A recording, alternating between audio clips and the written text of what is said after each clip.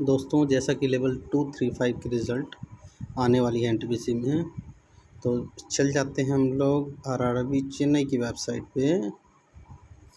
चेन्नई की वेबसाइट पे जाता हूँ। चेन्नई की वेबसाइट में आप देखेंगे कुछ अपडेट हुई है। जैसा कि आप देख रहे हैं कि पहले ये view score card of CEN 01 2019 NTPC to check level wise result for CBT2, ये पहले खुल नहीं रहा था, अब खुलना स्टार्ट हो गया है।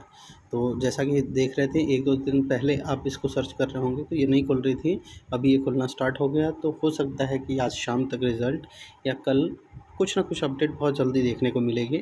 तो इसे साइट को देखते रहें, हो सकता है कि आज शाम तक भी दे सकता है या कल भी दे सकते हैं। तो बहुत बड़ी अपडेट है आप लोगों के लिए, 2, 3, 5 की रिज़ल्ट बहुत ही जल्दी आने वाली है। धन्यवाद।